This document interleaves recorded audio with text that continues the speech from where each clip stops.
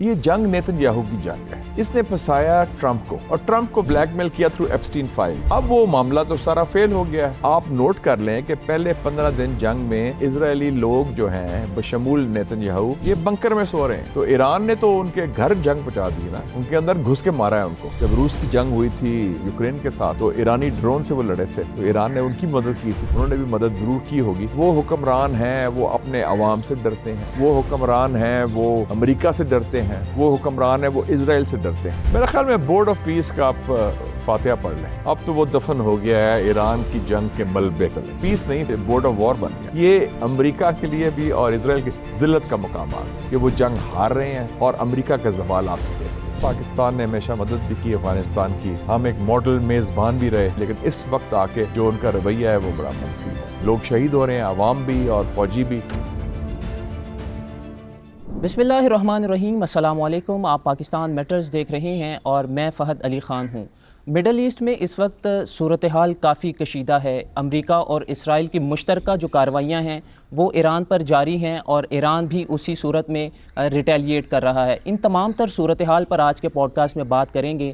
مجھے جوائن کیا ہے سینیٹر مشاہد حسین سید صاحب نے. سر آپ کا بہت شکریہ, آپ نے قیمتی وقت دیا. مائی پلیجر جی, پاکستان میٹرز میں آنے کا. Thank you sir. امریکہ نے یہ دعویٰ کیا ہے کہ ہم نے جو خارج ہے 90% جو فوجی تنصیبات ہیں اس پر ہم نے اپنا جو اہداف ہیں وہ سیٹ کر لیے, تو 10% جو رہ گئے ہیں وہ بھی آپ اس کو اگر بچانا چاہیں تو بچا لیں.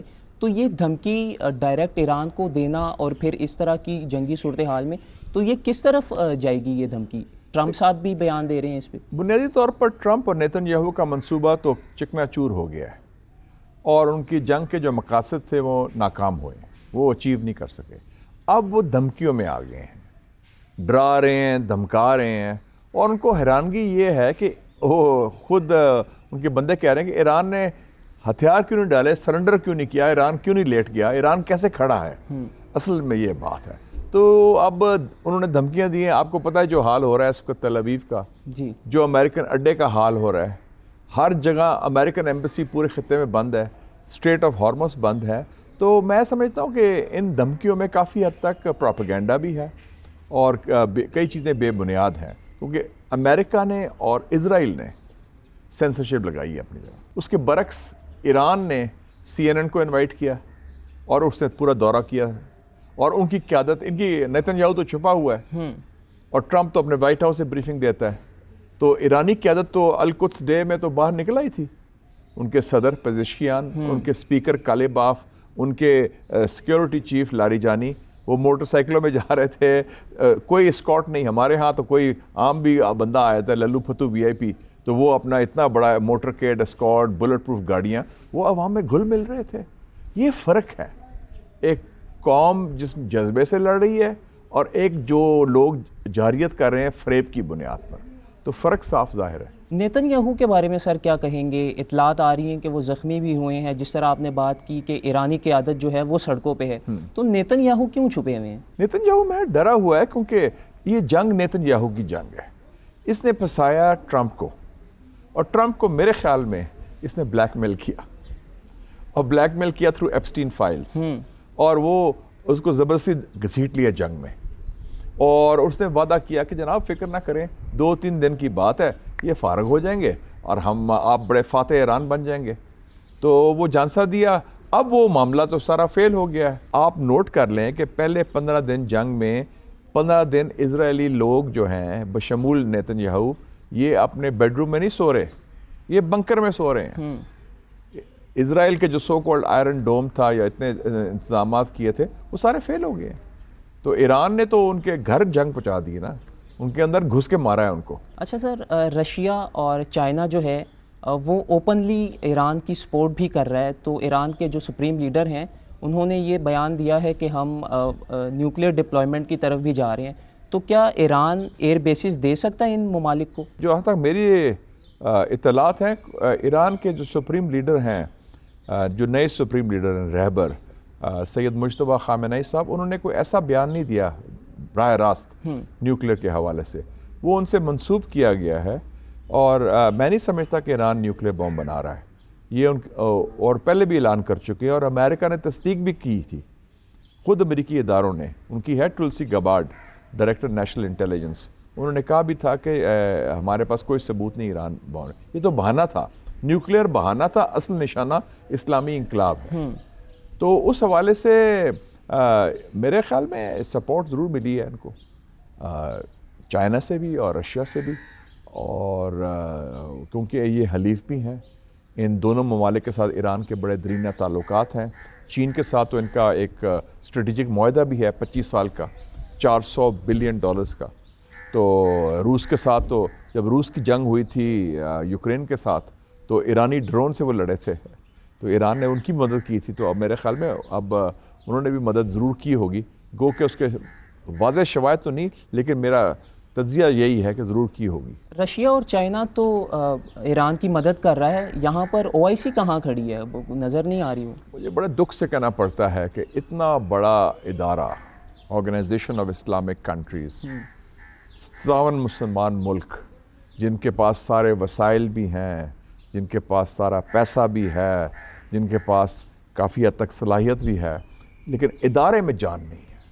مسلم امہ کی جو آواز ہونی چاہیے، جاندار آواز، دبنگ آواز، جو مسلم امہ میں جان ہے، جس کی عکاسی پاکستان نے کی پچھلے سال جب ہندوستان نے جارحیت کی، جس کی عکاسی ایران کی جو قوم اس وقت کر رہی ہے، قوم اور قیادت جس طریقے سے وہ مجاہدانہ جنگ لڑی ہے جارحیت کے خلاف، اس کی ترجمانی بڑا ہمارا کہتے ہیں نا کہ یہ ویری اسٹرانگ کیس ہمارے، لیکن وکیل بڑے کمزور ہیں تو یہ کمزور وکیل ہیں، ان میں جان نہیں، یہ بیوروکریٹک ادارہ ہے۔ کیوں ہے یہ؟ اصل وجہ کیا ہے اس کے پیچھے؟ کیوں فیلئر ہے کہ جو لوگ لوگ OIC کو کنٹرول کرتے ہیں وہ خوف زدہ ہے، حکمران ہیں، وہ حکمران ہیں، وہ اپنے عوام سے ڈرتے ہیں، وہ حکمران ہیں، وہ امریکہ سے ڈرتے ہیں، وہ حکمران ہیں، وہ اسرائیل سے ڈرتے ہیں۔ اور مجھے یاد آ گیا اس کا ایک قصہ، میں نے جب میں صحافی تھا، میں نے انٹرویو کیا یاسر عرفات صاحب کا، میں ٹیونس گیا انٹرویو کرنے کے لیے، اور انہوں نے مجھے بتایا کہتے انتفاضہ بڑے پیک میں تھا، انتفاضہ جو ان کا اپرائزنگ تھی فلسطینیوں کی، تو کہتے ہیں میں ایک عرب ممالک میں گیا جہاں بادشاہ تھی، نام نہیں لیا انہوں نے کہا کہ میں نے خبریں سنی، تو حالانکہ اس دن اسرائیل نے بڑا قتل عام کیا تھا اور بڑی مزاحمت ہوئی تھی فلسطینیوں کی طرف سے، اس کا کوئی ذکر نہیں آیا ان کے خبر نامے میں، رات کو جو خبریں ہوتی ہیں۔ تو کہتا ہے میں نے صبح میرا ناشتہ تھا ان کے بادشاہ کے ساتھ، تو میں نے بڑا کہا کہ یہ جو آپ کا منسٹر آف انفارمیشن ہے، وزیر اطلاعات، اس کو وزارت اعلام کہتے ہیں عربی میں، تو اس کو نکالو، نالائق ہے، اسے خبر ہی نہیں دی انہیں۔ کہتا ہے وہ بادشاہ ہنسنے لگ پڑا، کہتا ہے یہ تو ہماری پالیسی ہے، کیا آپ چاہتے ہیں کہ ہم اپنے عوام کو سکھائیں کہ وہ پولیس اور فوج کا مقابلہ کریں پتھر کے ساتھ اور مزاحمت کریں؟ ہم ان کو نہیں یہ کرنا چاہتے۔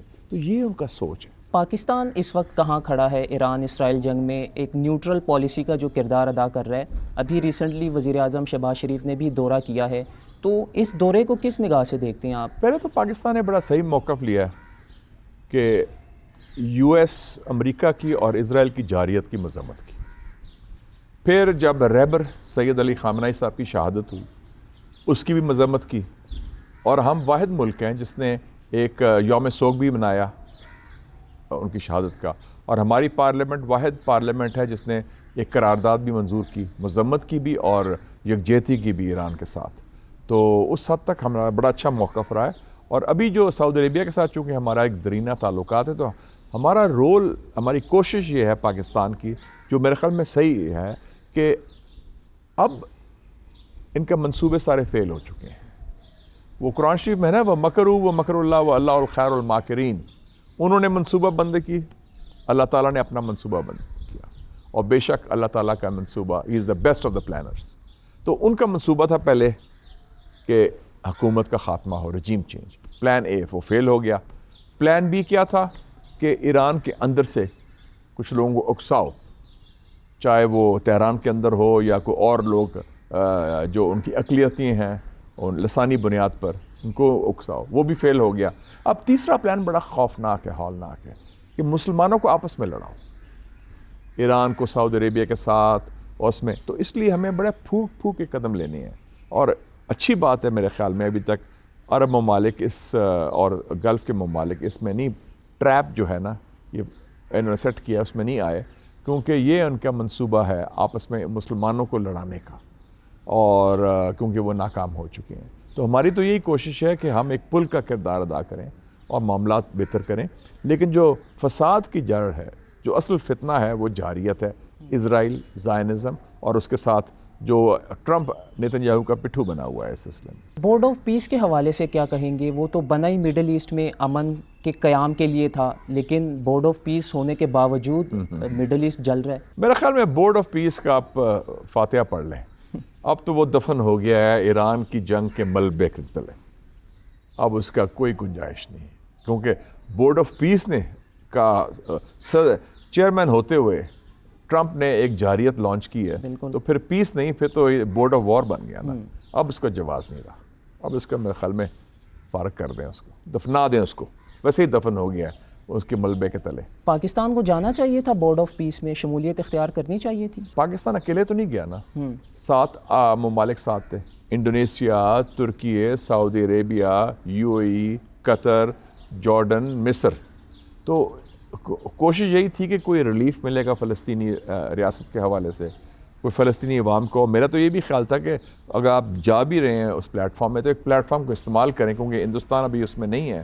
کشمیر کا ایشو لے کے جائیں, یہ جو دہشت گردی انڈیا کراتا ہے پاکستان کے خلاف وہ لے کے جائیں. ہمارے تو جینوئن ایشوز ہیں, لیکن ہم نے نہیں وہ کیا. لیکن ہم نے تو کٹھے گئے, تو میرے خیال میں اب مشترکہ فیصلہ ہونا چاہیے. سنا انڈونیشیا نے کہا ہے کہ ہم نظر ثانی کر رہے ہیں اپنی رکنیت کی, تو پاکستان کو بھی کرنا چاہیے. خطے میں جو جنگ چھڑی ہوئی ہے اس کے کانسیکوینسز ہم اکانومی پہ بھی دیکھ رہے ہیں. پیٹرول کی جو قیمتیں ہیں وہ بھی بڑھنا شروع ہو گئی ہیں. تو اس کے علاوہ خطے پر جنگ کے کیا اثرات مرتب ہوں گے لانگ ٹرم جب جنگ بندی ہوگی؟ سب سے بڑا اثرات ہے کہ یہ جو ایک فرعون تھا امریکہ, اس کا بنیاد بن گئی ہے زوال کی. وہ تو عز و منتشا و تو ذل و منتشا.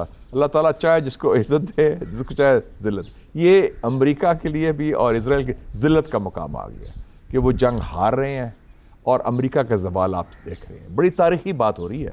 میں سمجھتا ہوں کہ پچھلے 80 سالوں میں 3 بڑی مزاحمتیں دیکھی ہم نے.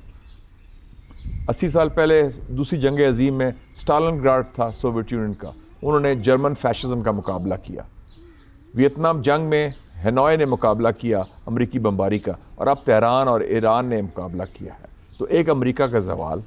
دوسرا جو مشرقی وسطیٰ میں دیکھ رہا ہوں ایک بنیادی ایک ستون تھا کہ امریکہ جو ہے وہ سلامتی پرووائڈ کرے گا, وہ ستون گر گئی ہے. اور اس لیے سعودی عربیہ ہو یا دوسرے ممالک ہوں وہ ہم پہ رجوع کر رہے ہیں. آپ نے ذکر بھی کیا. اور ابھی میں پڑھ رہا تھا بیان حمد بن جاسم کا, جو وزیر اعظم سابقہ ہیں قطر کے. انہوں نے کہا کہ GCC ممالک جو ہیں, یہ 6 ممالک جو ہیں, یہ آپس میں ایک نیٹو طرز کا اتحاد بنائیں اور اس میں پاکستان اور ترکی کو شامل کریں. ٹھیک ہے. تو یہ ایک متبادل بات ہو رہی ہے. اور تیسرا جو ہے, یہ جنگ اب ایک عالمی بحران کی طرف چلی گئی ہے, اور اس کے فوائد چین اور روس کو ہوں گے, اور اس کے فوائد پاکستان کو بھی ہو سکتے ہیں. پاکستان کو یہ موقع ہے کہ ہمارا جو پیسہ باہر گیا ہوا تھا, کئی لوگ پاکستان چھوڑ کے جا رہے تھے, یار پاکستان میں تو سکون نہیں ہے, پاکستان میں تو استحکام نہیں ہے, سب سے اچھی جگہ ہے دبئی چلے ہیں, UAE چلے. اب ان کو نظر ثانی ہو رہی ہے, تو ہم ان کو ویلکم کریں اور اپنی ملک کے اندر پیسہ لے کے آئیں اور معیشت پر وہ انویسٹ کریں. آپ تو کہہ رہے ہیں امریکہ کا زوال کا وقت آ چکا ہے, لیکن ٹرمپ صاحب بیانات مسلسل دے رہے ہیں کہ ہم جنگ جیت چکے ہیں. کیا ٹرمپ اتنے مطمئن ہیں؟ دیکھیں نا, کئی ایک سٹیج آتی ہے, بہت عجیب سٹیج ہوتی ہے کہ آپ اپنا پروپیگنڈا جو جھوٹ کی بنیاد پر بھی ہو, آپ اس کو یقین کرنا شروع کر دیتے ہیں. تو وہ جو مرضی کہیں, میں تو زمینی حقائق کی بات کر رہا ہوں, ٹھیک ہے, ان کی رائے کی بات نہیں کرتا. وہ تو بڑھ کے مار رہے ہیں. وہ جنگ شاید اسٹوڈیو میں جیت چکے ہوں یا پریس کانفرنس میں جیت چکے ہوں. زمینی حقائق تو یہ ہے کہ ان کو تو بڑی برا حال ہوا ہے. پاکستان اور افغانستان کے جو کلیشز ہیں وہ بھی آن گوئنگ ہیں, تو اس حوالے سے کیا کہیں گے؟ افغانستان کی سرزمین جو ہے وہ مسلسل پاکستان کے خلاف استعمال ہو رہی ہے, تو یہ جنگ کہاں تک یہ پہنچی مجھے ہے؟ افسوسناک بات ہے کہ پاکستان نے ہمیشہ مدد بھی کی افغانستان کی. ہم ایک ماڈل میزبان بھی رہے. 40 سال تک 4 ملین افغان ریفیوجیز کا ہم نے بوجھ بھی اٹھایا, اور ہم نے کوئی بھی اپنے خوشی سے کیا, اور ہم نے میزبانی بھی کی. لیکن اس وقت آ کے جو ان کا رویہ ہے وہ بڑا منفی ہے, اور انہوں نے وہ جو دہشت گردی ان کی سرزمین سے ہو رہی ہے, نہ صرف پاکستان کے خلاف, روس کے خلاف, چین کے خلاف, ایران کے خلاف, تاجکستان, ازبکستان کے خلاف, اس کا خاتمہ ہونا چاہیے. اور ہم نے جو ہے ہم نے اپنا دفاع کرنا تھا کیونکہ ہمارے ہاں لوگ شہید ہو رہے ہیں، عوام بھی اور فوجی بھی. اب ہمیں ساتھ ساتھ سفارتکاری بھی کرنی چاہیے. ایک تو فوجی اسپیکٹ ہے وہ تو کر لیا ہم نے، لیکن سفارتکاری کا مطلب یہ ہے کہ علاقائی سفارتکاری، ریجنل اپروچ، جس میں ہم سب کو شامل کریں، ان کو کہیں کہ آپ ان کو اب لگام لگائیں. یہ حکومت جو ہے ویسے بھی، اور ایک چیز بڑی اہم ہے کہ ہم افغانستان اور افغانستان کے عوام کی تفریق کریں افغانستان کی حکومت کے ساتھ. وہ حکومت ایک غیر مقبول حکومت ہے، تنہا حکومت ہے، وہ خود اپنے آپ نے عوام پر بھی ظلم کر رہی ہے. تو عوام کے خلاف سینٹیمنٹ نہ ہو، اور کیونکہ افغانستان عوام تو ہمارے بھائی ہیں. اور جیسے چائنیز وزیر خارجہ نے ابھی بیان دیا ہے کہ Afghanistan and Pakistan are inseparable brothers, کہ یہ دونوں بھائی ہیں جو جدا نہیں ہو سکتے. تو میرے خیال میں وہ ایک ایسا رشتہ ہے، وہ رشتہ قائم رہنا چاہیے. افغانستان کے پاس سر اتنی جنگی طاقت نہیں ہے، جنگی ساز و سامان نہیں ہے. کیا آپ کو لگتا ہے کہ کوئی اور بیک پہ کھڑا ہے افغانستان کے؟ دیکھیں جی، ہندوستان تھپکی تو دے رہا ہے، کوئی ڈاؤٹ نہیں. اور دوسری، امریکہ نے جب بھاگا افغانستان سے 15 اگست 2021 کو، تو $7.5 ارب کا اسلحہ وہ چھوڑ گئے افغانستان کے اندر، بشمول باگرام بیس. تو یہ امریکہ کی بدنیتی کہہ لیں یا نالائکی کہہ دیں. اگر اسلحہ چھوڑنا ہی تھا، کبھی تاریخ میں نے نہیں سنا کہ ایک ملک اگر نکل رہا ہے اسلحہ چھوڑ کے نکل رہا ہے، اور برانڈ نیو اسلحہ تھا، وہ ہمیں دے دیتے، ہم نے ان کے ساتھ ان کو کیا گفٹ دینے کی ضرورت تھی.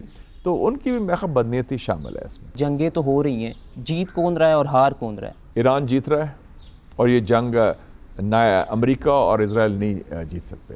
اور میں سمجھتا ہوں کہ اس جنگ کا ایک اور مقصد بھی تھا نیتن یاہو کا، کہ فلسطینی ایشو سے توجہ ہٹانا.